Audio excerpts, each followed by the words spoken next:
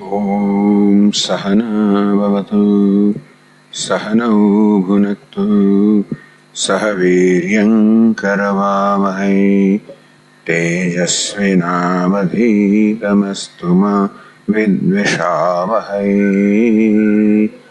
ॐ शान्ति शान्ति शान्तिः। ॐ पूर्णमदः पूर्णमिदं पूर्णात् पूर्णमुदच्यते पूर्णस्य पूर्णमादाय पूर्णमेवावशिष्यते। ॐ शान्ति शान्ति शान्तिः।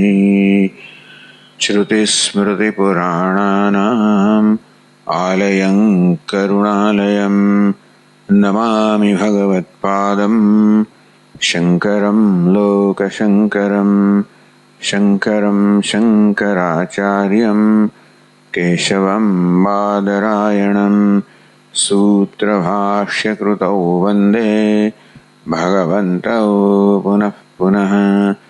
ईश्वरो गुरुरात्मेति मूर्तिभेदविभागिने व्योमवद्व्याप्तदेहाय दक्षिणामूर्तये नमः।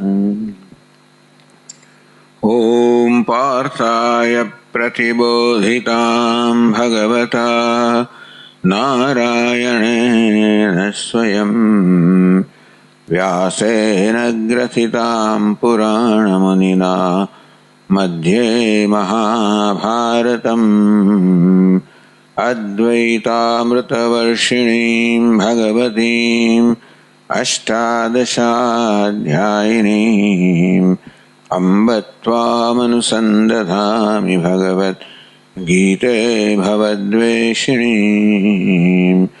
यं ब्रह्मा वरुणेन्द्ररुद्रमरुतः स्तुन्वन्ति दिव्यैस्तवैः वेदैः साङ्गपदक्रमोपनिषदैः गायन्ति यं सामगाः ध्यानावस्थिततद्गतेन मनसा पश्यन्ति योगिनः यस्यान्तन्न विदुःसुरासुरगणाः देवाय तस्मै नमः।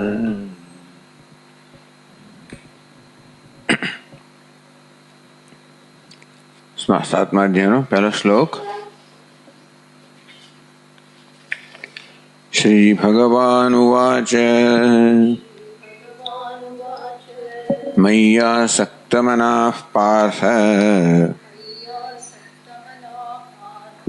योगं युञ्जन्मदाश्रयः असंशयं समग्रं माम् यथा ज्ञास्यसि तच्छृणु।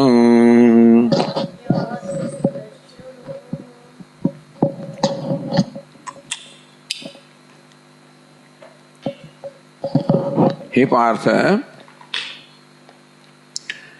त्वं योगम युंजन, हे पार्थ तू योग अनुष्ठान करतो योग कने कहेवाय लक्षण कहेवामां આવ્યા આગલા અધ્યાયમાં। त्वं विद्या दुख संयोग वियोगम योग संगीतम। योग संगीतम તે યોગ બી સંજ્ઞા ધરાવે છે, યોગ એવું નામ ધરાવે છે જેને યોગ કહેવામાં આવે છે। વિદ્યા એને આ પ્રકારે જાણવું જોઈએ। દુઃખ સંયોગ વિયોગમ, એ દુઃખ સાથે જે સંયોગ થયેલો છે ઉપાધિમાં તાદાત્મ્યને કારણે વિયોગ એમાંથી તાદાત્મ્ય મુક્ત થવું અને આત્મામાં નિષ્ઠા પ્રાપ્ત કરવી। આ પ્રકારના યોગ અનુષ્ઠાન કરતા કરતા मदाश्रय है। भगवान के कि हूं जन आश्रय छे वो बन, तू मदाश्रय है बन। मद अहम सर्वात्मा सर्वांतर्यामी, मुझे सर्वनो आत्मा छू, सर्वांतर्यामी छू।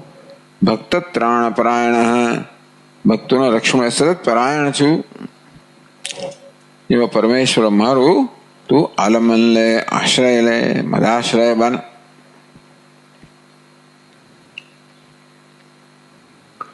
કહ્યું ટીકાકારે, મદાશ્રયેણ ખલુ મુમુક્ષુઃ જ્ઞાનમ તત્સાધન પૌષ્કલ્યમ મોક્ષશ્ચ નિર્વિઘ્નેન સિદ્ધ્યતિ. ભગવાનનો આશ્રય લેવામાં આવે એટલે ભગવાનનો અનુગ્રહ પ્રાપ્ત થાય. જે અનુગ્રહથી જ્ઞાન પ્રાપ્ત થાય, જ્ઞાનનું સાધન જે છે એની પુષ્કળતા પ્રાપ્ત થાય. શ્રવણમ મનન નિધ્યાસનમ એ પહેલા સમાધિ સંપત્તિ ભગવાનની કૃપાથી સાધનો અને જ્ઞાન છેવટે પ્રાપ્ત થાય. માટે તું મદ આશ્રય બન, મને આશ્રિત બન. સાથે સાથે આસક્ત મનાહ, મયી આસક્ત મનાહ, મારામાં પરમ બ્રહ્મમાં આસક્ત મન વાળો બન. એટલે કે તારું મનને મારામાં આસક્ત કરવું એટલે શું? મન લક્ષણ, મત તત્વ, મન મહત્વ વિચાર, તદગમ, તનિશ્ચય વગેરે. સતત મારા લક્ષણનું ચિંતન કરવું, મારા તત્વનું ચિંતન કરવું, મારા મહત્વનો, વિભૂતિનો, મહાનતાનો વિચાર કરવો, એનો અવગમ જ્ઞાન પ્રાપ્ત કરવું, એનો નિશ્ચય પ્રાપ્ત કરવો, જ્ઞાન નિષ્ઠ થવું. આસક્ત મન મનમાં આ રીતે સતત ઈશ્વરને જ કેન્દ્રિત હોય મન. જેમાં એના લક્ષણનું, એના તત્વનું, એના મહત્વનું એનું સતત ચિંતન ચાલ્યા કરતું હોય, એનું જ્ઞાન, એનો નિશ્ચય, એમાં નિષ્ઠા, એવું બનતું.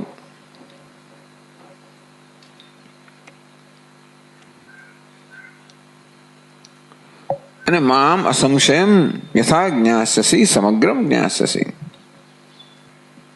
ભગવાન કે જે રીતે તું મને સમગ્રતયા જાણીશ. મને એટલે કોણે? તો કે માયાને કારણે જે બધા ગુણ છે, ધર્મ છે, શક્તિ છે, વૈભવ છે,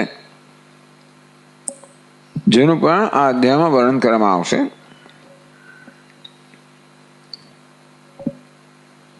એ બધાથી ઉપલક્ષિત બધાનું અધિષ્ઠાન જે છે, વાસ્તવમાં જ બધા ગુણ, ધર્મ, શક્તિ, વૈભવ ધરાવનારું છે, છતાં પણ વાસ્તવમાં એ સર્વથી રહિત છે, એ સુધી પર છે. એવું મારું જે પરમ તત્વ છે, પારમાર્થિક સત્ય છે, એનું અસંશયન, કોઈ પ્રકારના સંશય વગર સમગ્રમ સાક્ષાત્કાર પર્યંતમ જ્ઞાન જે પ્રકારે થશે એ તું મારી પાસેથી સાંભળ. ઇદમ ખલું પરમ તત્વમિતિ, આ પરમ તત્વ છે, આ પ્રકારે તું જાણવા માટે શક્તિમાન બનીશ. એ પ્રકાર હું તને કહી રહ્યો છું. શૃણુ શૃણસ્વ, તું સાવધાનીથી સાંભળ.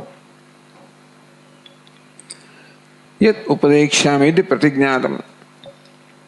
આમ પહેલા શ્લોકમાં ભગવાને પ્રતિજ્ઞા કરી કે હું શેનો ઉપદેશ કરીશ. એ ઉપદેશ શું પ્રાપ્ત થશે? તદ્વેદનમ એવાહ. તો હવે એના જ્ઞાન માટે કહે છે. તો બીજા શ્લોકમાં કહે છે એ જ જ્ઞાન જે પ્રદાન કરવાની, જેનો ઉપદેશ કરવાની ભગવાને પ્રતિજ્ઞા કરી, એ જ્ઞાન વિશે હવે કહે છે. જ્ઞાનમ તે હંસ વિજ્ઞાનમ ઇદમ વક્ષ્યામ્યશેષતઃ યજ્ઞાત્વા નેહ ભૂયોન્યત જ્ઞાતવ્યમવશિષ્યતે.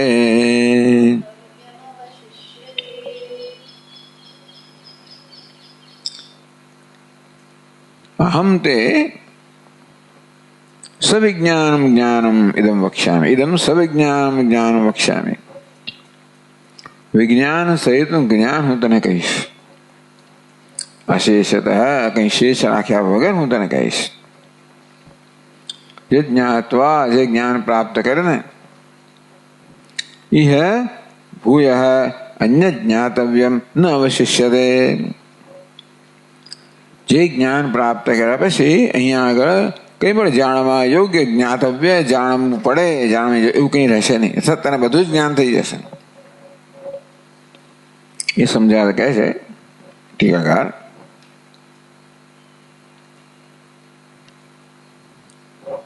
જ્ઞાનમ તેહમ અહમ તે હું તને, તુભ્યમ જ્ઞાનમ મદ વિષયકમ હું જેનો વિષય છું એવું જ્ઞાન, મારા વિષયનું જ્ઞાન, ઇદમ જ્ઞાનમ આ જ્ઞાન, આ એટલે શું? અધુના વક્ષ્યમાણમ હું તો જેના વિશે કહેવાનો છું એ જ્ઞાન, જે ભગવાનના મનમાં છે એ જ્ઞાન, સવિજ્ઞાન વિજ્ઞાન સહિતમ વિજ્ઞાન સવર્તતે સવિજ્ઞાનમ વિજ્ઞાન સહિતમ. હવે જ્ઞાન અને વિજ્ઞાન બે શબ્દનો પ્રયોગ થયો ને, તો વિજ્ઞાન કોને કહેવાય? તો કહે છે ઉપદેશોત્તર ક્ષણ ભાવી અનુભવ સંયુક્તમ. ઉપદેશ કરવાનાથી તરત જ, ઉપદેશ કરવાની બીજી જ ક્ષણે તરત જ જે તારા અનુભવનો વિષય બનશે. તો એ પ્રકારે અને વિજ્ઞાન કહ્યું. જ્ઞાનમ મારા વિશ્વનું જ્ઞાન, સવિજ્ઞાન તો વિજ્ઞાન કોને કહ્યું? ઉપદેશ ઉત્તર ક્ષણ ભાવ્ય અનુભવ સંયુક્તમ. ઉપદેશથી તરત જ અનુભવ થનારા અનુભવ સહિત એટલે વિજ્ઞાન અનુભવ કહેવામાં આવે. જ્ઞાન અને વિજ્ઞાન અશેષતઃ વક્ષ્યામિ. અશેષતઃ કોઈ પ્રકારના શેષ રાખ્યા વગર, યાવતા વસ્તુ અનુભૂયતે તાવત, તો જેનાથી વસ્તુનો અનુભવ થાય તને જ્ઞાનનો ઉપદેશ તો કહીશ, જે અનુભવમાં પરિણમે વિજ્ઞાનમાં પરિણમે, અને અશે કંઈ પણ બાકી રાખ્યા વગર કહીશ. અર્થાત જ્યારે તને વસ્તુ તત્વનો પરમાત્મા તત્વનો અનુભવ થશે ત્યાં સુધી હું તને, એટલે સંપૂર્ણપણે હું તને કહીશ. એટલે ભગવાન બહુ મોટી પ્રતિજ્ઞા કરે છે. સવિજ્ઞાન જ્ઞાનમ વક્ષ્યામિ, વિજ્ઞાન સહિતનું અનુભવ સહિતનું અપરોક્ષ જ્ઞાન સહિતનું જ્ઞાન તને કહીશ. અશેષતઃ વક્ષ્યામિ કયું બાકી રાખ્યા વગર કહીશ. અર્થાત જેને કારણે તને તત્વનો પૂરેપૂરો અનુભવ થાય, અપરોક્ષ જ્ઞાન થાય ત્યાં સુધી વક્ષ્યામિ કહીશ. આમ પોતે શું કહેવાના છે એની પ્રતિજ્ઞા કરે. સવિજ્ઞાનમ જ્ઞાનમ તે અશેષતઃ વક્ષ્યામિ, તને વિજ્ઞાન સહિતનું જ્ઞાન અશેષતઃ કે શેષ રાખ્યા વગર કહીશ. તો જ્ઞાન જ નહીં પરંતુ જે તને અપરોક્ષ જ્ઞાનમાં અનુભવમાં પરિણમે ત્યાં સુધી કહીશ કે જ્યાં સુધી તને એ પ્રકારનો પૂર્ણ અનુભવ ન થાય ત્યાં સુધી ઉપદેશ કરીશ. ચલો ભગવાન આપ તો ઉપદેશ કરશો, એને લાભ શું થશે? એ જ્ઞાત્વા જે જાણીને, જે જ્ઞાનને જાણીને એટલે શું? જે જ્ઞાનને પ્રાપ્ત કરીને, જે જ્ઞાનમ પ્રાપ્ય જે જ્ઞાન પ્રાપ્ત કરીને, ઇહ ભૂયઃ જ્ઞાતવ્યમ ન વિશિષ્યતે, જે જ્ઞાન પ્રાપ્ત કરીને ઇહ અહીંયા આગળ, અહીં એટલે શું? આ વિષયમાં. કયા વિષય? બ્રહ્મ વિષયમાં. આમ તો અહીં એટલે જગતમાં પણ કહેવાય, પણ અહીંનો શું અર્થ કર્યો? બ્રહ્મના પરમાત્માના વિષયમાં કશું જાણવાનું બાકી નહીં રહે. એટલે દુનિયામાં રીતના કેટલા કણ છે એવું તો નહીં જાણે, આકાશમાં કેટલા તારા છે એવું તો નહીં જાણે, એટલે કશું જાણવાનું બાકી નહીં રહે. એટલે બધું અવધમાં ખબર પડી જશે, બધી ભાષા હું જાણી જઈશ. તો કે એ બ્રહ્મ વિષય, બ્રહ્મના પરમાત્માના વિષયમાં પુનઃ જ્ઞાતવ્યમ, કંઈ પણ જાણવાનું શેષ નહીં રહે. હવે અહીંયા જ્ઞાતવ્યમ નથી કે પ્રાપ્તવ્યમ, અન્યત પુરુષાર્થ સાધનમ ન અવશિષ્યતે ન અપેક્ષતે. આ જ્ઞાન કશાય છેવટે જ્ઞાન તો પુરુષાર્થનું સાધન બનવું જોઈએ. પુરુષાર્થ છે મોક્ષ કે આનંદ કે મુક્તિ, એ આપણો પુરુષાર્થ છે. અર્થાત પુરુષના મનુષ્યનું ધ્યેય છે, જે અગત્યનું છે. બી ઘણી બધી વસ્તુઓ જે ગૌણ હોય, જે હોય તોય બરોબર છે, ન હોય તોય બરાબર છે, બરોબર એવું છે. પણ કંઈક વસ્તુ એવી છે કે જે હોવી આવશ્યક છે. આ દેહ એવું છે કે જે મારે પ્રાપ્ત કરવું જ જોઈએ. જે પ્રાપ્ત ન કરીએ તો જીવન સફળ નથી. યચેદ અવેદિત અથ સત્યમસ્તી. અહીં જ્યારે મનુષ્ય દેહમાં છે અને આ જ્ઞાન પ્રાપ્ત કર્યું તો સત્યમસ્તી, તો જીવન સાર્થક છે. ન ચેદ્ય વેદિત મહતિ વિનષ્ટિ, એ નહીતર મહાન વિનાશ મારી રાહ જોઈ રહ્યો છે. એવું કંઈક છે જીવનમાં. એવું બધું બીજા જ્ઞાન વિશે ના કહી શકાય કે ભૌતિક શાસ્ત્રનું જ્ઞાન પ્રાપ્ત ન કરે તો તમે સાહિત્ય સંગીત કલા વિહીન સાક્ષાત પશુ પુચ્છ વિષાનહીન. સાહિત્ય સંગીત કળાનું જ્ઞાન ન હોય તો માણસ કહેવા પછી ખરેખર પશુ જ છે, માત્ર શિંગડાને પૂંછડા વગરનો પશુ જ છે એવું કહેવાય. એવું કહેવાય, એવું લોકો એવા કહેવાય. હવે તો વહેમ ધરાવનાર લોકો બીજાના માટે કહે કે સાહિત્ય સંગીત અને કળાનું જ્ઞાન ના હોય તો પૂંછડા અને શિંગડા વગરનો પશુ રહે છે. તૃણ ખાદન જીવમાન તદભાગધેયમ પરમમ પશુનામ.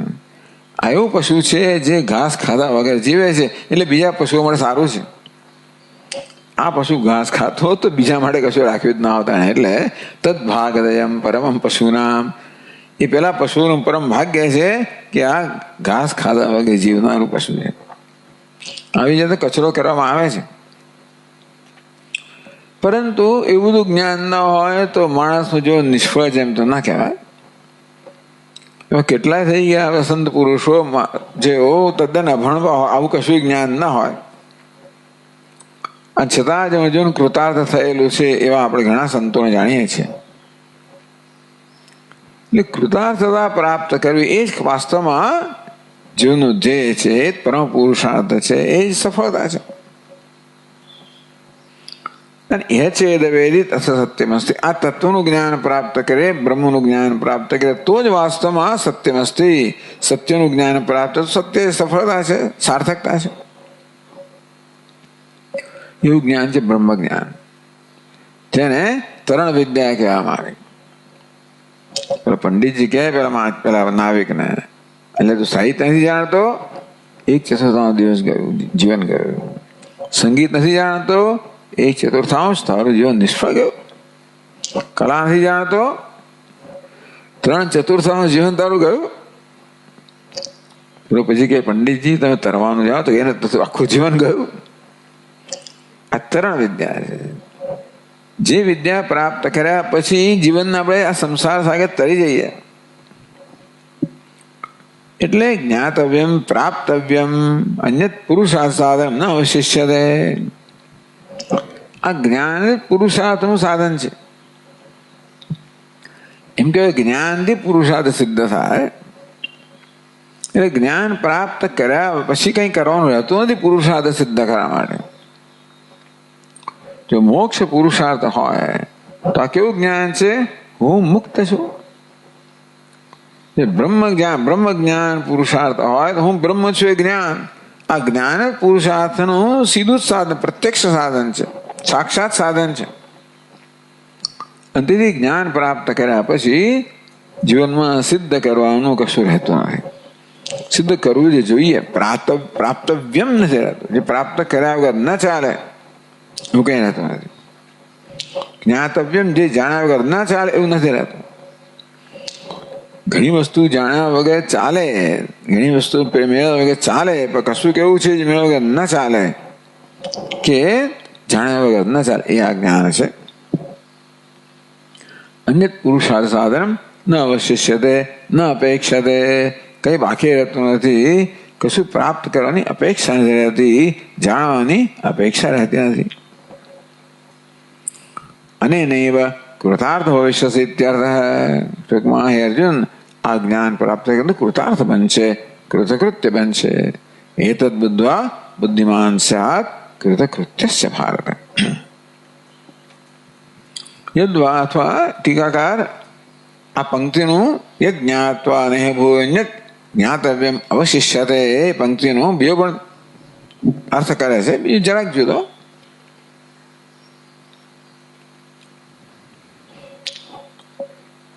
અહમ જ્ઞાનમ તેહમ સવિજ્ઞાનમ ઇદમ વક્ષ્યામિ. અહમ કોણ? જગદગુરુ. અહમ એશ, હું જે જગદગુરુ છું, તે તને મુમુક્ષુને શુદ્ધાત્મને. હે અર્જુન, તું જે મુમુક્ષુ છે, શુદ્ધ ચિત્ત છે, તને સવિજ્ઞાનમ જ્ઞાનમ અશેષતઃ વક્ષ્યામિ. વિજ્ઞાન સહિતનું જ્ઞાન અશેષતઃ, કઈ શેષ રાખ્યા વગર હું તને કહીશ. કેવું જ્ઞાન? સત્યમ જ્ઞાનમ અનંતમ બ્રહ્મ ઇતિ શ્રવણાત. જ્ઞાનિક સ્વરૂપ, જ્ઞાન વડે જ્ઞાન સ્વરૂપ એવો અર્થ કર્યો. ત્યાં જ્ઞાનનો અર્થ જ્ઞાન કરવામાં આવ્યો. અહીંયા આગળ જ્ઞાનમ એટલે જ્ઞાન સ્વરૂપ. ભાઈ જ્ઞાન એટલે જ્ઞાન સ્વરૂપ, એવું આપ ક્યાંથી લાવ્યા? શા પરથી કહો છો? સત્યમ જ્ઞાનમ અનંતમ બ્રહ્મ ઇતિ શ્રવણાત. શાસ્ત્રમાં કહ્યું છે બ્રહ્મનું શું લક્ષણ છે? સત્યમ જ્ઞાનમ અનંતમ બ્રહ્મ. બ્રહ્મ સત્ય સ્વરૂપ છે, જ્ઞાન સ્વરૂપ છે, અનંત છે. તો અહીંયા જ્ઞાનનો અર્થ એ જ્ઞાન કરવામાં આવે. જ્ઞાનિક સ્વરૂપમ, તો આ જ્ઞાન એનું એકમાત્ર સ્વરૂપ છે. ઇદમ ઇદમ જ્ઞાન વિદ્વદ્ભિ પ્રત્યક્ષ અનુભૂયમાનમ. ઇદમ એટલે પહેલા શું કહ્યું? ઇદમે જે કહેવાનું છે તે પક્ષમાણ. અહીં શું કહે છે? ઇદમ એટલે આ વિદ્વાનો જેનો પ્રત્યક્ષ અનુભવ કરે છે એવું જ્ઞાન, એવું જ્ઞાન સ્વરૂપ પરમાત્મા. અહમ અર્થત્વે સાક્ષાત અપરોક્ષમેતિ વા, અથવા ઇદમ એટલે અહમ અર્થત્વે ઇદમ સાક્ષાત અપરોક્ષાત બ્રહ્મ કહેવામાં આવ્યું. ઇદમ એટલે આ સાક્ષાત અપરોક્ષ ઇતિ ઇદમ ત્યાં નિર્દિષ્ટમ બ્રહ્મ સવિજ્ઞાનમ. તો આ પ્રકારે ઇદમ જે કહેવામાં આવ્યું એ પરમ બ્રહ્મ છે, જ્ઞાન સ્વરૂપ. સવિજ્ઞાનમ વિજ્ઞાન સહિતમ અનુભવ સહિતમ.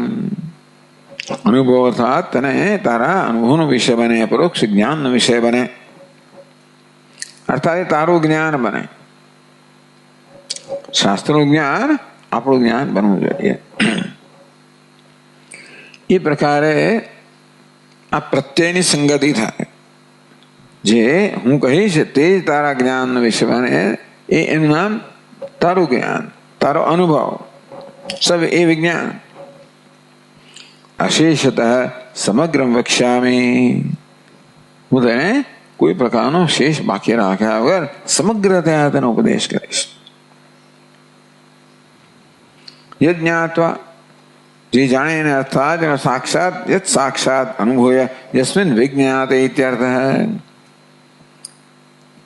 જે પરમાત્મ તત્વનું જાણે ને પરમાત્મ તત્વના જ્ઞાનથી ત્યારે ય ભૂય પુનઃ વિજ્ઞાતમ વસ્તુ ન અવશિષ્યતે.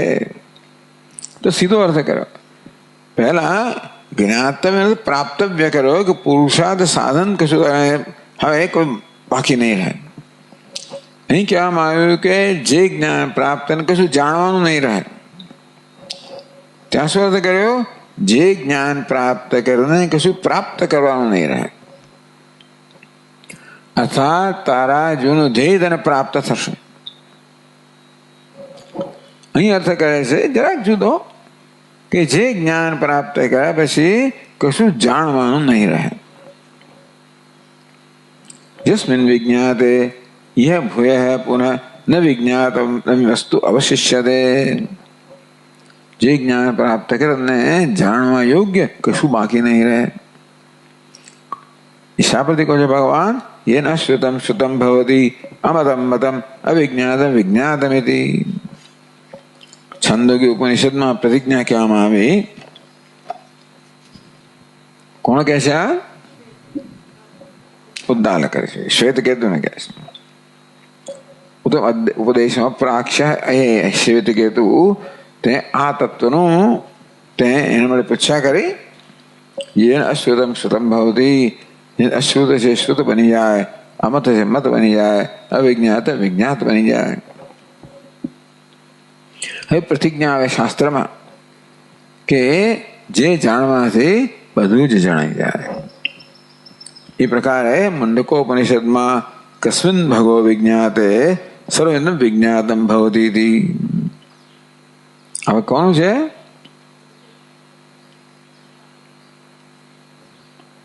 શૌનકો હોય મહાશાલ અંગિરસમ વિધિવત ઉપસન્ન પપ્રચ્છ. શૌનક ઋષિએ આવી અંગિરસ ઋષિને પૂછ્યું, હે ભગવાન, કસ્મિન વિજ્ઞાતે એવું કયું તત્વ છે જાણીને સર્વમિદં વિજ્ઞાતમ ભવતી, આ સર્વ જણાઈ જાય. તો એ પ્રકારની પ્રતિજ્ઞા ઉપનિષદની છે. એવી પ્રતિજ્ઞા ભગવાન કહી રહ્યા છે. એવો પણ અર્થ થાય, એકના જ્ઞાનથી સર્વનું જ્ઞાન, એવી ઉપનિષદની પ્રતિજ્ઞા છે. તે પ્રતિજ્ઞા પ્રમાણે યજ્ઞાત્વા હે અર્જુન, જે જાણ્યા પછી જ્ઞાતવ્યમ એના અવશિષ્ય છે, કઈ જાણો બાકી નહીં રહે. જે જ્ઞાન પ્રાપ્ત કરીને તું સર્વજ્ઞ બની જઈશ, અથવા બધું જ જાણી જઈશ, બધું જાણે કે જાણી જઈશ. એક વિજ્ઞાન એના સર્વ વિજ્ઞાન શ્રવણાત. આ પ્રકારે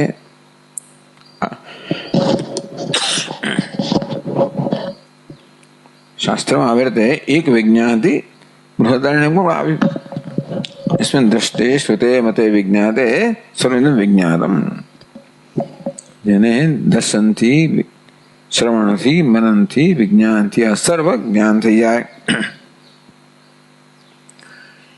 એક વિજ્ઞાનેન સર્વ વિજ્ઞાન શ્રવણાત. આ પ્રકારે શાસ્ત્રમાં એક તત્વના જ્ઞાનથી સર્વ જ્ઞાન થઈ જાય એવું શ્રુતિમાં પ્રતિપાદન છે. મયી પરે બ્રહ્મણે વિજ્ઞાન, મારે પરે બ્રહ્મણી વિજ્ઞાને ન વિદુષ. મને જાણીને, કોણ હું? જગત ગુરુ પરમ બ્રહ્મ. ન વિદુષ પુનઃ જ્ઞાનાંતર અવશેષ વિદ્યતે. પછી વિદ્વાન માટે જ્ઞાનાંતર જાણવાનું કશું જ બાકી રહેતું નથી. અર્થાત મત તત્વજ્ઞો સર્વજ્ઞો ભવતી ઇત્યર્થ.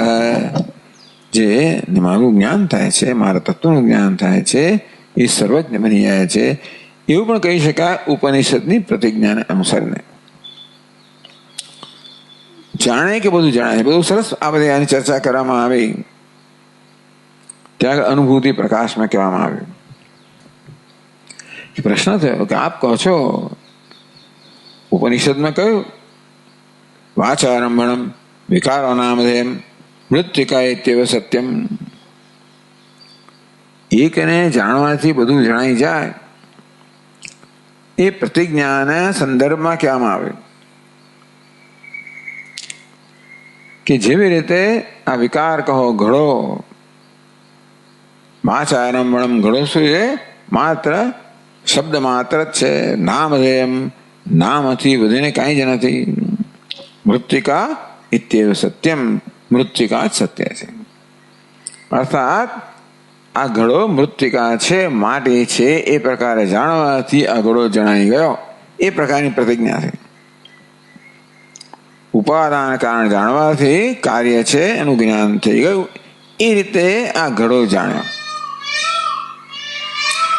એટલે ત્યાં ચર્ચા કરવામાં આવી અનુભૂતિ પ્રકાશમાં કે ભાઈ આ માટી છે જાણ્યા પછી પણ શું આમાં બીજી બધા અંશ છે તો ખરા જ ને. આ ઘડો છે, મોટા પેટ વાળો છે, મુખ વાળો છે, એનું આટલું કદ હશે વગેરે વગેરે તો બધું ન જ જણાય ને. એ વસ્તુ સ્વતંત્ર છે ખરી? આ બધી વસ્તુઓ કેવી છે? એ આગંતુક છે, હમણાં છે અને પછી નથી. અત્યારે તમે આ ઘડાને એ પ્રકારે જાણ્યો હો તો બીજી ક્ષણે ઘડો એ પ્રકારનો છે જ નહીં, જે નામરૂપ વગેરે છે તે. અને માટે એ તત્વ જ નથી. એ આપણા જ્ઞાનમાં કશું ઉમેરો કરતું જ નથી, કારણ કે આ બે જુદી કક્ષાના જ્ઞાન છે. આ માટી છે એ પારમાર્થિક તત્વનું જ્ઞાન છે, અને આ બાકીનું બધું જ્ઞાન છે કેવું છે? વ્યવહારિક મિથ્યા તત્વનું જ્ઞાન છે. એ દ્રષ્ટિએ પરમાત્માને જાણવાથી મિથ્યા બધું જણાઈ જ ગયું. એ રીતે વિદુષા પુનઃ જ્ઞાંતર અવશેષો ન વિદ્યતે. આ રીતે વિદ્વાન છે, જ્ઞાની છે, અને બીજું કંઈ પણ જાણવાનું બાકી નહીં રહે. મત તત્વજ્ઞો યહ સહ સર્વજ્ઞ ભવતિ ઇત્યર્થ. જે મારા તત્વનો જ્ઞાતા છે એ સર્વજ્ઞ બની જાય છે. તું પ્રશ્ન કર્યો નનુ અહમર્થત્વે બ્રહ્મણ કથમ તો જ્ઞાનમ બ્રહ્મેવાહમિતિ સર્વત નોપલભ્યતે ઇતિ ચેત.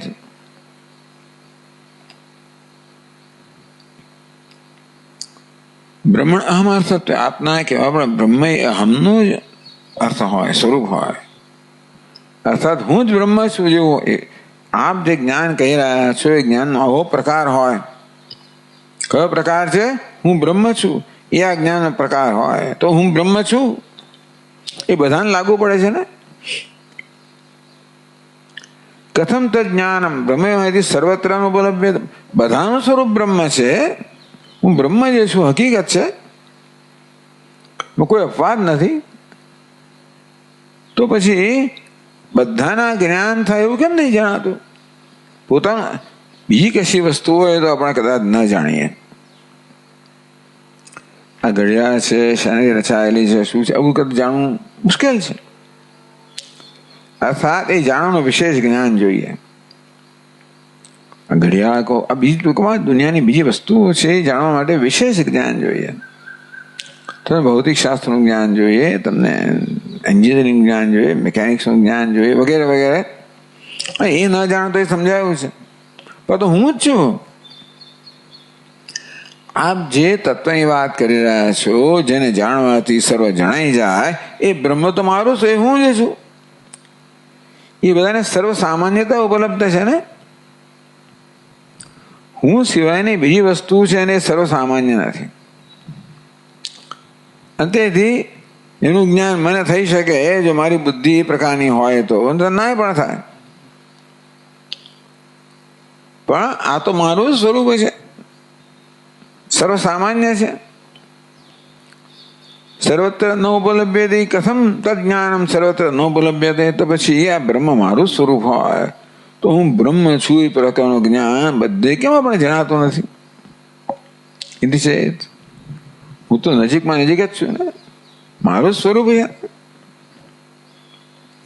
સત્યમ વાત તો સાચી છે. અર્થાત બ્રહ્મ મારું સ્વરૂપ છે. માટે ખરેખર તો બધાને બ્રહ્મનું જ્ઞાન હોવું જ જોઈએ. તો કહે છે સત્યમ વાત સાચી છે ભાઈ, ન ઉપલબ્ધ્યતે. વાત સાચી છે કે આ જ્ઞાન સર્વત્ર હોય એવું જણાતું નથી.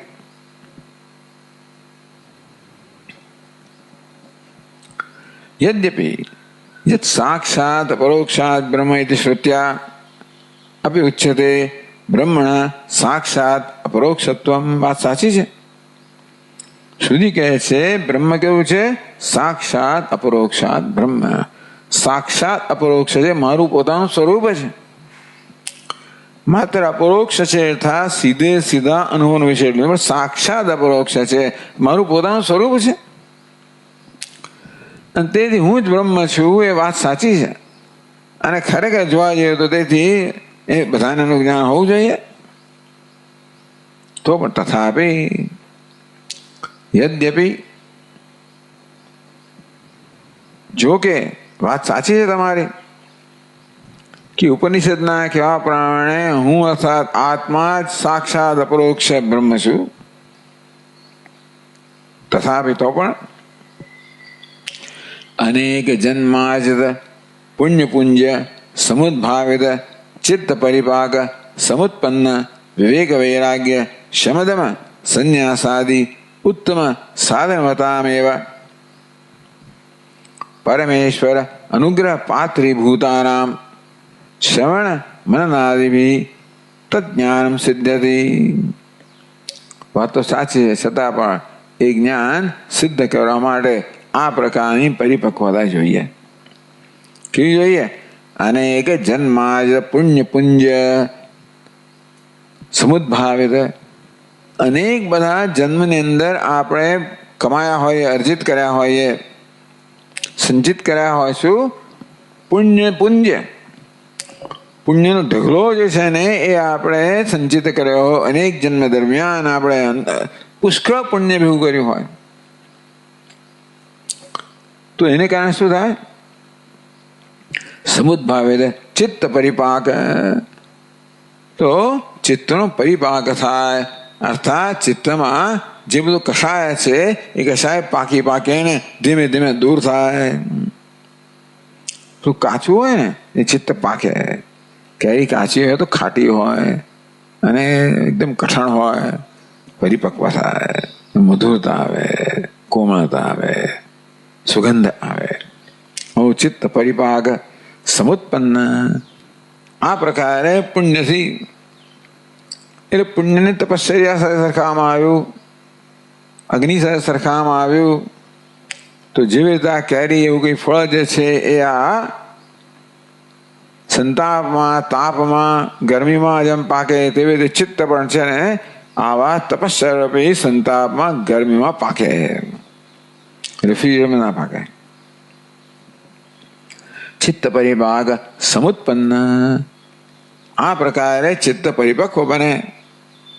એમાંથી સમુત્પન્ન, સારી તો ઉત્પન્ન થાય. શું થાય? વિવેક વૈરાગ્ય, વિવેક જન્મે. કેવું વિવેક જન્મે? મારા જીવનનું શું ધ્યેય છે, હું શું ઈચ્છું છું, એવી શું જન્મે. કેવું? નિત્ય વસ્તુ ઈચ્છું છું. આ જગત કેવું છે? અનિત્ય. નિત્ય અનિત્ય વિવેક જન્મે. અર્થાત હું નિત્ય વસ્તુ ઈચ્છી રહ્યો છું. વૈરાગ્ય નથી, અનિત્ય વસ્તુ મળે વૈરાગ્ય જન્મે.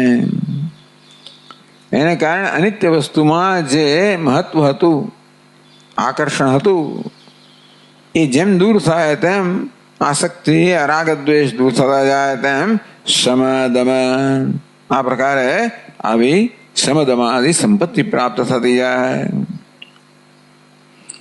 એને કારણે હવે કર્મનો ઉપયોગ ધીમે ધીમે ઓછો થતો જાય અને કર્મનું કામ થયું આ સમાધિ સર્ગ સંપત્તિ પ્રાપ્ત કરાવી. પછી સંન્યાસ, શાંત્યાદિ પરિચયતા, આ શાંતિ વગેરે સદગુણો જે છે એ તમે પ્રાપ્ત કરો. દૃઢતરમ કર્માશુ સંત્યજ્યતા, અને પછી આ કર્મ છે એનો દૃઢતાથી ત્યાગ કરો. સંન્યાસાદિ ઉત્તમ સાધનવતામેવ. વાત તો સાચી છે, નજીકમાં નજીક જ છે, મારું પોતાનું સ્વરૂપ જ છે, આત્માને બ્રહ્મ બનાવવાનો નથી. છતાં પણ ઉત્તમ સાધનવતામેવ, ઉત્તમ સાધન ધરાવનારા માટે છે. એ સર્વેષુ ભૂતેષુ ગૂઢોત્માન પ્રકાશ. વાત સાચી છે કે પ્રાણી માત્રમાં બ્રહ્મ આત્મ રૂપે જ છુપાયેલું છે, પ્રગટ પ્રકાશ રહ્યું છે. છતાં ન પ્રકાશ હતો, બ્રહ્મરૂપ પ્રકાશ તો નથી. દૃશ્યતે તો અગ્રયા બુદ્ધ્યા સૂક્ષ્મ સૂક્ષ્મદર્શિભિ, જેનામાં સૂક્ષ્મ એકાગ્ર બુદ્ધિ છે, સૂક્ષ્મ બુદ્ધિ છે, એમને એના દર્શન થાય છે. એટલે કહે છે સાધનવતામેવ પરમેશ્વર અનુગ્રહ પાત્રીભૂતાનામ. આમ કરવાથી પરમેશ્વરના અનુગ્રહના પાત્ર બનીએ છીએ આપણે. હવે અનુગ્રહને કારણે સંપત્તિ પ્રાપ્ત થઈ કે સંપત્તિને કારણે અનુગ્રહ પ્રાપ્ત થાય છે? પરમેશ્વરનો અનુગ્રહ તો છે જ, પણ જેમ જેમ આપણને આ સંપત્તિ પ્રાપ્ત થાય તેમ તેમ આપણે પરમેશ્વર અનુગ્રહ છે એની નોંધ લેવાય, એનો અનુભવ થાય. એ ભજન મામ ભક્ત્યા મયી તે તેષુ ચાપ્યહમ. જે ભક્તિપૂર્વક મારું ભજન કરે છે એ મારામાં છે, હું એમના ઓછો થાત, એ લોકો મારા અનુગ્રહનો અનુભવ કરે છે. પરમેશ્વર અનુગ્રહ પાત્રીભૂતાના. આ પ્રકારે પરમેશ્વરના અનુગ્રહની પાત્રતા જ અમે પ્રાપ્ત કરી છે. એમને માટે શ્રવણ મનનાદિભિ, આવી સાધન સંપત્તિ ધરાવે, ઈશ્વરનો અનુગ્રહ છે, ગુરુનો અનુગ્રહ છે, શાસ્ત્રનો અનુગ્રહ છે. આ શ્રવણ મનનાદિભિ શાસ્ત્ર અનુગ્રહ દ્વારા આત્મા અનુગ્રહ માટે તજ્ઞાનમ સિદ્ધતિ. એ આત્માનો અનુગ્રહ તો આ કામ થાય. આત્મા પોતે જ પોતાની જાતને બ્રહ્મરૂપે પ્રગટ કરે ત્યારે આપણને જ્ઞાન થાય. આત્મા બ્રહ્મને પ્રકાશી રહ્યો છે. ગૂઢોત્માન પ્રકાશ પણ બ્રહ્મરૂપે પ્રકાશતો નથી મારે માટે. આત્મા તો બ્રહ્મરૂપે જ પ્રકાશે છે, પણ મારા ચિત્ત, મારું ચિત્ત હોય ને વિકૃત કરીને મને દેખાડે છે. એ ચિત્ત જ્યારે આવી રીતનું વિકૃતિ મુક્ત થાય તો જેવી રીતે સરોવરનું જળ શુદ્ધ થાય અને આકાશનું, ચંદ્રમાનું, તારાઓનું સ્પષ્ટ પ્રતિબિંબ પડે, તમારું અંતઃકરણ શુદ્ધ થાય ત્યારે એમાં સ્વચ્છ પ્રતિબિંબ પડે. અથવા જળ શુદ્ધ થાય તો જેમ તળિયું આપણને સ્પષ્ટ દેખાય તેવી રીતે આવા શુદ્ધ ચિત્તમાં આત્માનું વાસ્તવિક સ્વરૂપ પ્રગટ થાય, દેખાય. એમ કહે કે આત્મા અનુગ્રહ કરે, આત્મા અનુકૂળ બન્યો, એ પોતાની જાતને બ્રહ્મ રૂપે જણાવે છે. તજ્ઞાનમ સિદ્ધતિ. આવું થાય ત્યારે આત્માની કૃપા પ્રાપ્ત થાય અને આત્મા પોતાની જાતને, પોતાના સ્વરૂપને, બ્રહ્મને પ્રગટ કરે છે. હું બ્રહ્મ છું એવું પોતે જાહેર કરે છે. અત્યારે હું જીવાત છું, પેલો છું, તું એવું બોલ્યા કરે છે આત્મા. મનુષ્ય સંસારી અહમ, શું કે બ્રહ્મ એવાહમ. આવું થાય તો આ જ્ઞાન સિદ્ધ થાય. અર્થાત બ્રહ્મ મારું સ્વરૂપ હોવા છતાં પણ આ બધી શરૂ સંતોષાય ત્યારે તજ્ઞાનમ સિદ્ધતિ, ત્યારે જ્ઞાન સિદ્ધ થાય. ન તો મલિન ચિત્તાનામ ઈશ્વર કૃપા દૂરવર્તીનામ. પણ મલિન ચિત્તની મલિનતા ધરાવનારો, ઈશ્વરની કૃપાથી દૂર વિચારાઓ છે. કામાલ દંદહ્યમાનામ. આ કામ ક્રોધ રૂપી અનર એટલે અગ્નિથી જે સતત બળી રહેલા છે એવા સર્વગતાપી અર્ક પ્રભાયથા. ભલે આત્મા મારો, બ્રહ્મ મારું સ્વરૂપ છે, બ્રહ્મ જે છે બ્રહ્મ જ છે, સર્વવ્યાપી છે. પણ જેવી રીતે સૂર્યનો પ્રકાશ સર્વત્ર વ્યાપી છે છતાં પણ અંધ મનુષ્યને એનો અનુભવ થતો નથી, તેવી રીતે આ પરમાત્મા સર્વવ્યાપક હોવા છતાં પણ જેને આ પ્રકારના ચક્ષુ ખુલે નથી, એનો અનુભવ થતો નથી. અતએવ સ્વજ્ઞાન દુર્લભમ. આ દુનિયામાં સ્વજ્ઞાન છે ને એ સૌથી દુર્લભ છે. બાકીનું બધું જ્ઞાન છે ને પ્રમાણમાં સુલભ છે. સ્વ સિવાયનું અર્થાત જે બધા ભૌતિક શાસ્ત્રો છે, જે અપરાવિદ્યા છે, જે અનાત્મા પર કેન્દ્રિત છે, જે દૃશ્ય પદાર્થોનું જ્ઞાન છે, એટલા માટે પ્રમાણમાં સરળ છે કે એના માટે ચિત્ત શુદ્ધિની એવી કોઈ આવશ્યકતા નથી. એમાં ચિત્ત જે છે ને, હા, બુદ્ધિ સૂક્ષ્મ અને તીક્ષ્ણ બે પ્રકારની બુદ્ધિ હોય તો દુનિયાના વિષયોનું જ્ઞાન પ્રાપ્ત કરવા તીક્ષ્ણતા જોઈએ બુદ્ધિની, એના નહીં. તો સૂક્ષ્મતાની જરૂર નથી, રાગ દ્વેષ રાહિત્યની જરૂર નથી. એટલા જ માટે એ વિષયનું એક એવું આકર્ષણ છે ને કે જ્યારે મારું મન એના પર કેન્દ્રિત કરું ત્યારે રાગ દ્વેષથી મુક્ત થઈ જાય છે અને એને જાણી શકાય છે. આ આત્મા એવો છે ને હું કે જ્યારે ધ્યાન કેન્દ્રિત બધા રાગ દ્વેષ જ બહાર આવે છે. અને તેથી આ પ્રકારે રાગદ્વેષથી મુક્ત એવું ચિત્ત હોવું અહીં આવશ્યક છે. એટલા માટે આત્મજ્ઞાન બહુ મુશ્કેલ બની જાય છે. કારણ એના માટે આ પ્રકારની તૈયારી કેમ જોઈએ? કારણ કે આત્મા વિશે અનેક પ્રકારના ભ્રમ ધરાવું છું. એટલા માટે દુનિયાના વિષયો માટે મને કોઈ અભિપ્રાય નથી, કોઈ ભ્રમ નથી. એટલે મારું મન કેવું પેલી કોરી સ્લેટ જેવું છે. જે મને કહેવામાં આવે એ સમજી શકું છું, સ્વીકારી શકું છું. એમાં મને કોઈ પ્રકારનું પ્રયોજન નથી અને એટલે મારે કશું મેળવવા નાવા નીચવાનું નથી કે પદાર્થ આવો છે, રસાયણ શાસ્ત્ર આવું છે. હું આવો છું, હું વિશે મારે ઘણા બધા અભિપ્રાયો છે, ભ્રમ છે, અહંકાર, મમકાર, હજાર બધી વસ્તુઓ છે. એ બધી વસ્તુઓ આડે આવે છે. આમ મારા પોતાના જ કામ, ક્રોધ, લોભ કે અશુદ્ધિ છે એ આત્માને પોતાના વાસ્તવિક સ્વરૂપમાં પ્રગટ થવામાં અવરોધરૂપ છે. કારણ કે આત્મા વિશે, પોતાના વિશે હું અત્યારથી જન્મથી જ અનેક પ્રકારના ભ્રમ ધરાવું છું કે વિપરીત બુદ્ધિ ધરાવું છું કે ખોટા ખ્યાલ ધરાવું છું. એ બધા ખોટા ખ્યાલ દૂર થાય ત્યારે આત્માના વાસ્તવિક સ્વરૂપનું જ્ઞાન થાય. બીજા કશા માટે ખોટા ખ્યાલ ધરાવતો નથી. ધરાવતો હોવ કદાચ કે આ સૂર્ય છે, જો ઉદય થયો ને અસ્ત થયો ધરાવતો, પણ મને સમજાવવા માંગે એવું નથી તો નથી. કારણ કે ઉદય થાય કે ના એટલે એની સાથે મારા જીવનના પુરુષાર્થને કંઈ પ્રયોજન કંઈક સંબંધ નથી. સૂર્યનો ઉદય થતો હોય અને પૂર્વથી પશ્ચિમ જતો હોય એવી માન્યતાથી હું જીવન જીવતો હોઉં કે માન્યતા બદલાઈ જાય કે સૂર્ય તો સ્થિર છે અને પૃથ્વી ફરે છે, એ માન્યતા બદલવામાં મારા સુખ દુઃખમાં કંઈ ફેર નથી પડતો. ખરું ને? મને કે ના લાગતું ઓળખતું નથી એટલે મને વાંધો નથી. અત્યાર સુધી આવું માનતો હતો. આ માન્યતા બદલવા મને વાંધો નહીં, ભ્રમ હોય તો એ બધાનો વાંધો નથી. અહીં તો અહીંના વિશે અહમ વિશે બહુ તકલીફો છે. એટલા માટે સ્વજ્ઞાન દુર્લભમ કહે છે કે આત્મજ્ઞાન છે અત્યંત દુર્લભ છે. એવું ભગવાન આ ત્રીજા શ્લોકમાં કહે છે.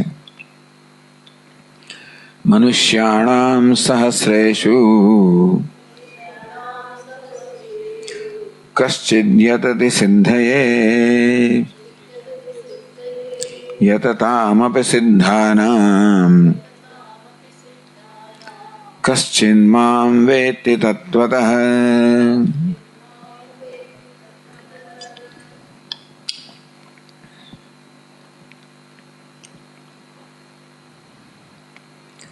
મનુષ્યાણામ સહસ્રેષુ, હજારો મનુષ્યોમાં, આ સંસ્કૃતની આવી જાતની રીત છે. હજારો કહેવા મળે મનુષ્યાણામ સહસ્રમ, 1000 માણસ કેવું હોય ને તો મનુષ્યાણામ સહસ્રમ, 1000 મનુષ્ય. મનુષ્યાણામ સહસ્ર, હજારો મનુષ્યોમાં કશ્ચિત કોઈ એક હોય યત સિદ્ધે, આ સિદ્ધિ માટે, મોક્ષ માટે કોઈક એવો વિરલ હોય જેનો પ્રયત્ન પણ કરતો હોય આ જ્ઞાન માટે. યતતા સિદ્ધિ, પ્રયત્ન કરવો એ બહુ મોટી વસ્તુ છે, એને સિદ્ધ કહેવામાં આવ્યો. આ જ્ઞાન માટે પ્રયત્ન કરનારને, સાધકને સિદ્ધ કહેવામાં આવ્યો. યતતા સિદ્ધાનામ, આ પ્રકારે યત્ન કરેલા સિદ્ધોમાં પણ કશ્ચિનમાં વેત્ય તત્વ, કોઈક જ એવો હોય જે મારા યથાર્થ સ્વરૂપને જાણતો હોય. એમ કે એને આ જ્ઞાનની દુર્લભતા બતાવે. તો કહે છે ટીકાકાર, મનુષ્યાણામ સહસ્રેષુ, ભગવાન આ પ્રકારે કહે છે હજારો મનુષ્યોમાં કશ્ચિત કોઈ કઈક એવો હોય, વિરલ હોય, દુર્લભ હોય. તો કહે છે મનુષ્યાણામિતિ મનુષ્યત્વ ગ્રહણમ તદિતરેષામ બંધ મોક્ષ જ્ઞાન ભાવ સૂચનાર્થમ. ભગવાન માત્ર મનુષ્યની વાત કરે છે. તદિતરેષામ, મનુષ્ય સિવાયના જે છે, બંધ મોક્ષ જ્ઞાન અભાવ સૂચનાર્થમ, એમને બંધનું પણ જ્ઞાન નથી, એના માટે મોક્ષનું પણ જ્ઞાન નથી. એક મનુષ્યને જેવું જ્ઞાન છે કે હું બદ્ધ છું, હું અલ્પ છું, દુઃખી છું. એક મનુષ્યને જ માત્ર પોતાના વિશે આવો અસંતોષ છે. જે છે તેનાથી અસંતોષ છે, પોતે જે છે એનાથી પણ અસંતોષ છે, અને આસપાસ જે એને પણ અસંતોષ છે. માટે સતત પરિવર્તન લાવવાની એક એવી જાતની ઝંખના મનુષ્યમાં રહેલી જ છે. શેને માટે પરિવર્તન લાવવું? જેથી મને સંતોષ પ્રાપ્ત થાય. આમ એક મનુષ્ય એવો જે આત્મસભાનતા સહિત જન્મેલો છે. આમ થોડી ઘણી આત્મસભાનતા તો બીજા બધા જીવોમાં હોય છે. આમ કૂતરાને ખબર છે કે હું કૂતરું છું, એટલે બિલાડી સાથે એક પ્રકારનું વર્તન કરે, બીજા કૂતરા સાથે બીજું વર્તન કરે વગેરે. એટલે એવી કંઈક ખબર લાગે જ ખરી એને કે અમારો ખોરાક છે, આનાથી બીવાનું વગેરે વગેરે. એવી આત્મસભાનતા એમનામાં છે, જેથી આહાર, નિદ્રા, ભય, મૈથુનમ ભગવાને એમનામાં જ આ 4 પ્રકારની ઝંખનાઓ મૂકેલી છે કે પોતાનો ખોરાક ક્યાંથી પ્રાપ્ત, એટલે ખબર છે કયા પ્રકારનો ખોરાક. એટલે કૂતરું ઘાસ બાસ નહીં ખાય, ટૂંકમાં એને ખબર છે. નિદ્રા આરામની રૂપમાં, પેલો કે એ તો આરામથી એની રાત પાલી છે. આ કૂતરું છે ને એ રાતે જાગશે ને આપણે જગાડશે. એ આખો દિવસ ઊંઘે છે, આરામથી ઊંઘે. ભય એ તરત આપણે જોઈએ ને લાગે કે આ મને ખવડાવવાના તેની પાછળ જાય, આ મને ડરાવે તરત ભાગી જાય. ભય, મૈથુનમ એટલે આ પ્રકારની એમની ઝંખનાઓ લઈને આવ્યા છે, અને એ પૂરી કરવા પૂરતું જ્ઞાન એમનામાં છે. એવી આત્મસભાનતા છે, એથી વધારે કોઈ સભાનતા નથી. હું બદ્ધ છું, મારે મુક્તિ જોઈએ, મારે આવું જીવન ના જોઈએ, મારે પેલા જેવું જીવન જોઈએ. કૂતરા એમ થાય કે જો પેલો કૂતરો કેવો નસીબદાર છે, પેલી બિલાડી કેટલી નસીબદાર, એવું થાય નહીં કોઈ દિવસ, નથી માનતો થતું હોય. એ પ્રકારની ઈર્ષ્યા, એવી તુલના નથી હોતી. પૂજ્ય સ્વામીને કહેવા પ્રમાણે એમનામાં કોઈ ગ્રંથિઓ નથી હોતી કે હું સુંદર છું, હું કદરૂપો છું, હું દેખાવડો છું, હું સફળ છું, હું નિષ્ફળ છું, નસીબદાર છું, કમનસીબ છું. એવી કોઈ પ્રકારની એવા કોઈ ગ્રંથિઓ કે પોતાના વિષયના એવા કોઈ નિર્ણયો એમનામાં હોતા નથી. એક માત્ર મનુષ્યમાં જ હોય. એટલે મનુષ્યનો ભગવાન વાત કરે છે કે એને ભેંસ આગળ ભાગવતનો અર્થ નથી ને. ભેંસને ભાગવતનો ઉપદેશ કરો તો એ શું અર્થાત બીજા કોઈ પણ જીવોને ઉપદેશ કરવામાં આવે એનો કોઈ પ્રયોજન નહીં સર થાય, કારણ કે એમને એની કોઈ ઉપયોગિતા નથી. એક મનુષ્ય જેવો છે જેને આની ઉપયોગિતા છે, જો સમજે તો. ઇતરેશામ બંધ મોક્ષ જ્ઞાન અભાવ સૂચનાર્થમ. મનુષ્ય સિવાયના જે બધા જીવો છે એમને બંધનું પણ જ્ઞાન નથી, એના માટે મોક્ષનું પણ જ્ઞાન નથી. જરૂર નથી. એક મનુષ્ય જેવો છે જેને બંધનનું જ્ઞાન છે કે હું અલ્પ છું, મર્યાદિત છું, બદ્ધ છું, અસહાય છું, મારે મુક્ત થવું છે. તથા મનુષ્યાણામ એવ બંધ મોક્ષ જ્ઞાન શાસ્ત્ર તદર્થ ગ્રહણ અધિકાર હૈ. પણ માત્ર મનુષ્યનો અધિકાર છે. શાનો અધિકાર છે? બંધ મોક્ષ શાસ્ત્ર, બંધ શાસ્ત્ર અને મોક્ષ શાસ્ત્ર. ત્વા સુપર્ણા સયુજા સખાયા સમાને વૃક્ષે પરિશસ્વ જાતે તયોરન્ય પીપલમ સ્વાદવત્તિ અનસ્નન્યો અભિજાગશેદી સમાને વૃક્ષે પુરુષો નિમગ્ન અનિશયા શોચતી મુખ્યમાન. આમ આવી અનિશ્વરતા, સહાયતા, મોહ આ બધી વસ્તુ કોનામાં છે? માત્ર બંધ. એટલે બંધ શાસ્ત્ર છે, અર્થાત બંધનું વર્ણન કરનારું શાસ્ત્ર છે મોક્ષ શાસ્ત્ર, અને મુક્તિનું વર્ણન કરનારું શાસ્ત્ર છે. આમ બંધ, મોક્ષ, જ્ઞાન શાસ્ત્ર. બંધ કોને કહેવાય, મોક્ષ કોને કહેવાય? એવું જ્ઞાન પ્રદાન કરનાર જે શાસ્ત્ર છે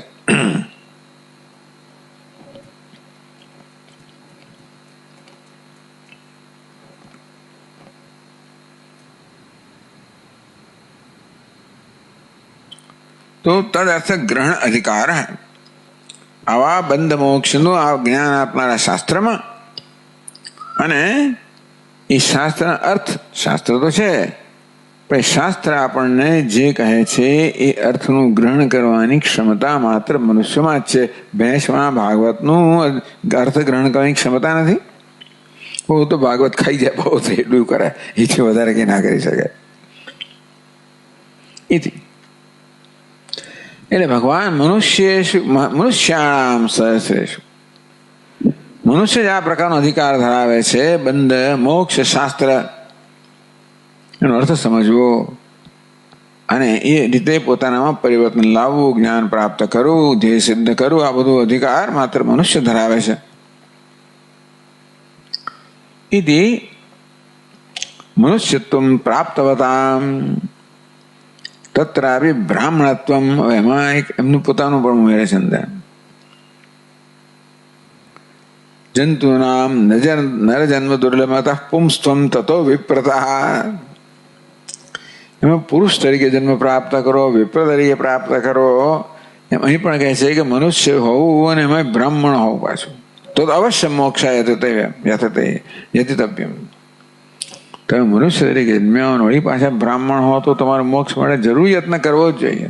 આપણે બધાને બ્રાહ્મણ જ કહીએ છીએ આ શ્રવણ કરનારા બધા, બાકી બીજો કોઈને આ શ્રવણની કોઈ રસ જણે જ નહીં.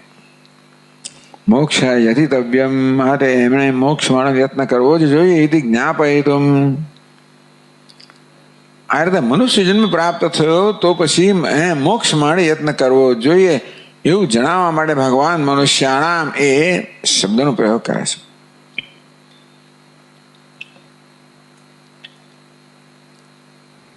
તત્ર મનુષ્યાણામ અપી પાપપૂરિત દેહાનામ સર્વેષામ મુક્તિ અયોગ્યત્વમ સૂચયિતુમ.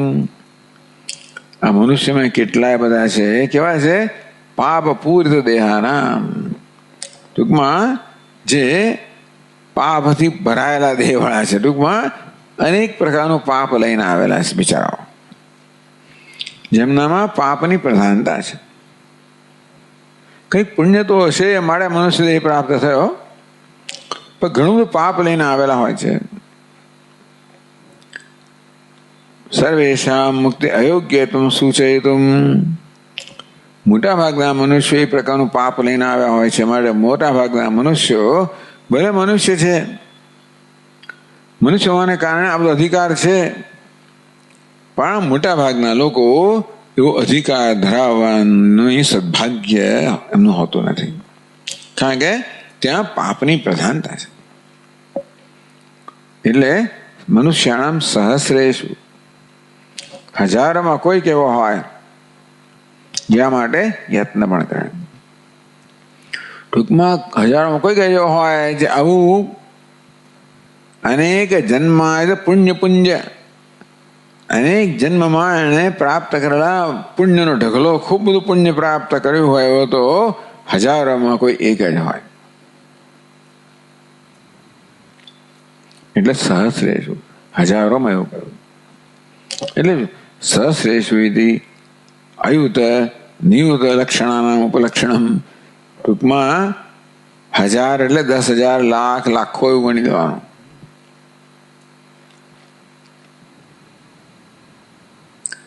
કેમ?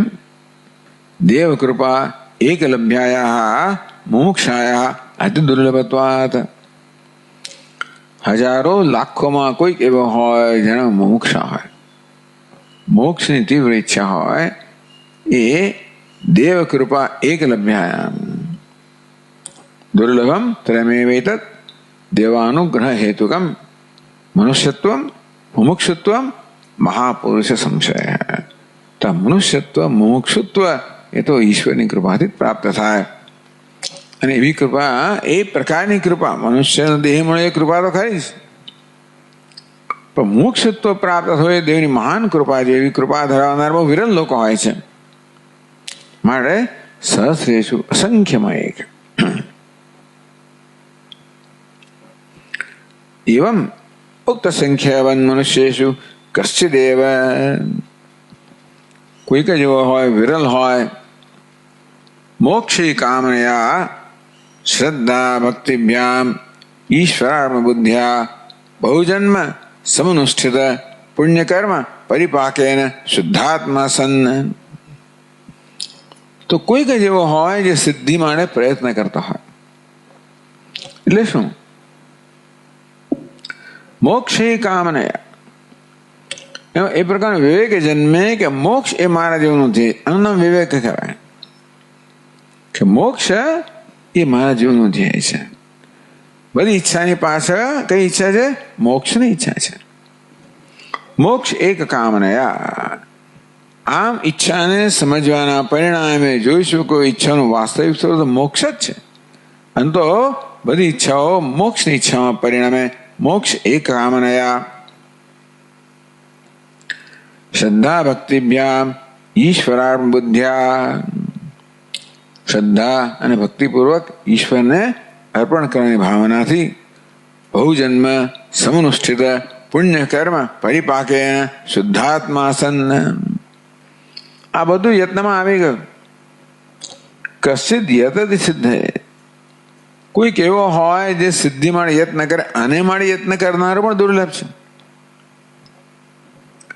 શ્રદ્ધા ભક્તિભ્યામ ઈશ્વરાર્પણ બુદ્ધ્યા।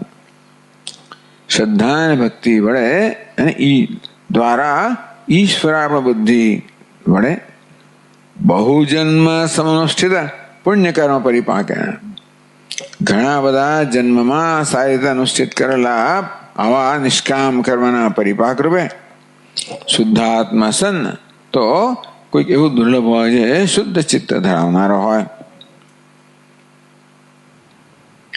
વિવેક વૈરાગ્ય શમદમાદિ ઉક્ત ઉત્તમ સાધન સંપન્નો ભૂતવા।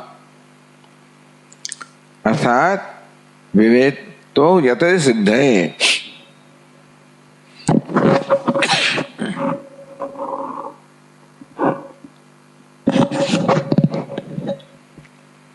सिद्धे ज्ञान सिद्धे यतते यतते। तो हजारों में एक ज कोई होय जे सिद्धे એટલે શું? જ્ઞાન સિદ્ધે, જ્ઞાન પ્રાપ્ત કરવા માટે કેવી રીતે? વિવેક વૈરાગ્ય શમદમાદિ ઉત્તમ સાધન સંપન્નો ભૂતવા। વિવેક વૈરાગ્ય શમ દમ વગેરે ઉત્તમ સાધન સંપન્ન બનીને સિદ્ધે જ્ઞાન સિદ્ધિ યતતે યતતે તો જ્ઞાન સિદ્ધિ માટે યત્ન કરનારો ભગવાન કહે કે હજારોમાં કોઈક એક વિરલ હોય। नित्य निरंतर श्रवणादि निष्ठया यत्नं करोति इत्यर्थः। नित्य निरंतर श्रवण मनन वगैरह में निष्ठ रहीने सतत यत्न करता હોય એવો હજારોમાં લાખોમાં કોઈક એક વિરલ હોય એ ભગવાન કહી રહ્યા છે। આપણે આગળની ચર્ચા કરશું।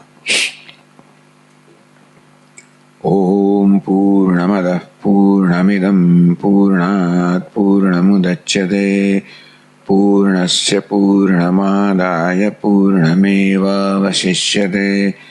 ओम शांति शांति शांति।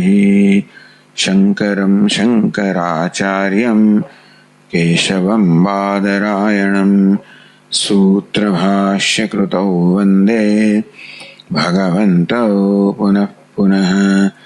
ईश्वरो गुरुरात्मेति मूर्तिभेदविभागिने व्योमवद्व्याप्तदेहाय दक्षिणामूर्तये नमः। ओम शांति शांति शांति। हरि ओम। श्री गुरुभ्यो नमः। हरि ओम।